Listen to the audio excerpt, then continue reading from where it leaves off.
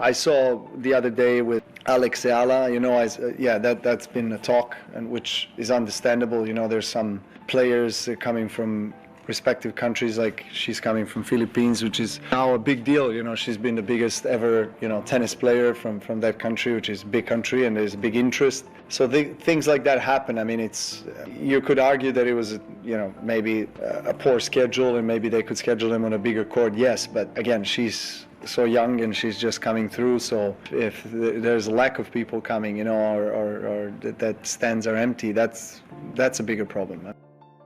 Kamusta mga kaalam? Alam nyo ba na minsan kahit gaano ka pa kagaling sa laro ay parang may humihila pa rin sa iyo pababa? At hindi ito dahil sa kalaban mo sa loob ng court, kundi dahil sa sistema mismo. Ito ang mainit na topic ngayon sa mundo ng tennis matapos magsalita ang mismong legend na si Novak Djokovic para ipagtanggol ang ating pambato na si Alex Ayala. Pero ang tanong ng marami ay, sinadya ba talaga ng WTA at ng organizers na ilagay sa alanganin ang ating Pinay pride? O sadyang nagpabaya lang sila sa potensyal ng isang batang star mula sa Pilipinas? Pero bago po ang lahat, baka pwedeng pa-like ang video na ito. At mangyaring mag-comment sa baba kung taga saang lugar ka para malaman namin saan umaabot ang ating mga video. Dahil napakalaking bagay na ito sa aming content creators. Maraming salamat po. Nitong nakaraang Australian Open ay ramdam na ramdam ang excitement ng mga Pinoy dahil first time kasing pumasok ni Alex Ayala sa main draw ng isang Grand Slam singles. Isang malaking kasaysayan ito para sa ating bansa, pero sa halip na suportahan ang momentum na ito ay tila nagkaroon ng malaking pagkakamali ang organizers sa kanilang scheduling. Isipin nyo na ang laro ni Alex ay inilagay sa isang napakaliit na court na halos hindi makahinga sa dami ng tao. Ang resulta ay daan-daang supporters ang hindi nakapasok at siksikan ang mga nasa loob kaya ang ingay ay naging masyadong magulo para sa isang mahalagang laban. Dito na pumasok ang tennis icon na si Novak Djokovic dahil hindi siya nakatiis at talagang bumasag siya ng katahimikan tungkol dito. Sa kanyang pahayag ay diretsahang sinabi ni Djokovic na poor schedule o maling timing ang nangyari kay Alex. Ayon sa kanya ay dapat inilagay si Ayala sa mas malaking court dahil alam ng lahat na ang Pilipinas ay isang malaking bansa na may matinding suporta sa sport na ito. Alam ni Djokovic na si Alex ang pinakamagaling na tennis player na nagmula sa atin, kaya hindi katanggap-tanggap na itrato siya na parang isang ordinaryong player lang sa gilid ng court. Isipin niyo na pati ang world number 1 ay napansin ang unfair treatment na ito. Bakit nga ba tila minamaliit ang mga players na galing sa mga bansang hindi naman sikat sa tennis? Kung ang isang sikat na American o European player siguro, ang naglaro ay sigurado na sa main arena agad sila ilalagay. Pero kay Alex, kahit punong-puno ang fans at nagkakagulo na sa labas, ay tila nagbulag-bulagan ang management.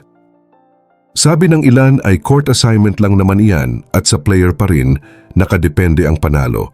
Pero kailangan nating intindihin na malaking faktor ang paligid mo.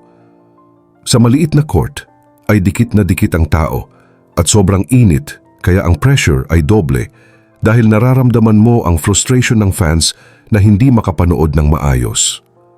Sayang na sayang dahil maganda ang simula ni Alex, pero dahil sa gulo ng paligid at posibleng pagod sa environment ay nakabawi ang kalaban niya. Hindi lang ito usapin ng isang pagkatalo, kundi usapin ito ng respeto sa ating manlalaro. Binigyang diin ni Djokovic na ang pagkakaroon ng maraming fans ay dapat magandang balita pero naging bad management ito sa panig ng organizers. Si Alex Ayala ang mukha ng tennis sa Southeast Asia ngayon at siya ang nagdadala ng bagong viewers sa sport na ito. Pero kung ganito ang trato sa kanya ay paano pagaganahan ang mga susunod na kabataan? Pero teka lang mga kaalam dahil hindi lang pala ang maling court ang naging problema ni Alex Ayala sa Australian Open. May mas matindi pa palang nangyari na talagang susubok sa pasensya ng kahit sinong player. Alam nyo ba na habang nasa gitna siya ng isang napaka-importanting rally, ay biglang nagkaroon ng maling tawag ang linesman? Malinaw na malinaw sa lahat ng nanonood na pasok ang bola ni Alex dahil bakit pa tayo magsisinungaling kung kitang-kita naman ang marka sa sahig. Pero imbes na ibigay ang puntos sa kanya, ay tila naguluhan ang mga officials at ang naging desisyon nila ay ulitin na lang ang point. Dito ako napakamot sa ulo dahil kung tutusin ay hindi naman ganoon ang patakaran sa professional tennis. Alin lang naman sa dalawa ang dapat mangyari kung inang bola ay point mo at kung out naman ay point ng kalaban. Walang gitna doon at lalong hindi basta-basta inuulit ang point dahil lang hindi sigurado ang referee. Pero nakakabilib itong si Alex dahil hindi siya nagpatalo sa emosyon, bagkus ay nilapitan niya ang umpire at kinausap ito ng diretso. Kitang-kita sa mga mata niya na alam niyang may mali sa nangyayari pero nanatili siyang kalmado at matapang. Ito ang klase ng mentalidad na kailangan ng isang champion dahil hindi siya nagpadala sa pressure ng mga officials na tila gustong sumira sa laro niya. At alam niyo ba ang mas nakakagulat na balita? Kahit na punong-puno ng aberya at kung ano-anong maling tawag ay nagawa pa rin niyang manalo sa laban na iyon at umabot sa finals ng qualifiers. Talagang pinatunayan niya na hindi lang basta galing sa racket ang puhunan niya kundi pati na rin ang tibay ng loob. Pero hindi pa dyan nagtatapos ang kwento dahil noong makaharap naman niya ang superstar na si Iga Swiatek ay lalong naging kakaiba ang takbo ng mga pangyayari. Isipin niyo na si Swiatek ay isa sa pinakamagaling sa buong mundo at dating world number 1 kaya malaking hamon ito para sa ating Pinay Pride. Habang nagpapakitang gilas si Alex at dikit na dikit ang laban nila ay biglang may humarang na referee sa kanya. Hindi tungkol sa laro ang naging issue, kundi bigla siyang kinompronta tungkol sa mga gamit sa loob ng kanyang backpack.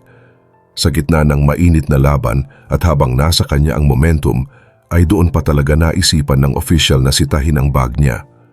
Nakapagtataka diba dahil bakit kailangan pang gawin iyon habang kasagsagan ng laro at hindi na lang pagkatapos? Parang may balak talagang guluhin ang focus ng bata habang unti-unti na niyang nakukuha ang ritmo laban sa isang top player. Nakakapanghinayang isipin na sa halip na itrato siya bilang isang seryosong banta sa laro, ay parang ginagawa siyang biktima ng mga kakaibang patakaran na hindi naman karaniwang ginagawa sa ibang players. Ramdam na ramdam mo ang pagkairita ng kahit sinong makakakita sa ganitong eksena, lalo na kung alam mong pinaghihirapan ng bawat player ang bawat segundo sa court. Bakit nga ba laging may ganitong klaseng istorbo tuwing nakakasabay na ang ating manlalaro sa mga bigating pangalan sa tennis? Sadyang malas lang ba ito o may mas malalim pang dahilan sa likod ng mga kakaibang desisyon na ito ng mga officials?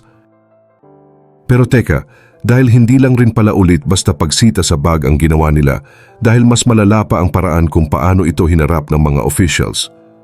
Alam nyo ba na hindi nila ito ginawa ng tahimik? Sa halip na kausapin si Alex ng maayos sa tabi ay ipinagsigawan pa ito sa buong stadium gamit ang mikropono para marinig ng lahat ng tao. Parang pinalalabas nila na si Alex ay isang rule breaker o mandaraya sa harap ng libu-libong nanonood sa venue at milyon-milyon pang fans sa buong mundo. Isipin nyo ang bigat ng naramdaman ng ating pambato nang marinig niya ang announcement na bawal niyang gamitin ang nasa bag niya habang lahat ng mata ay nakatingin sa kanya ng mapanghusga.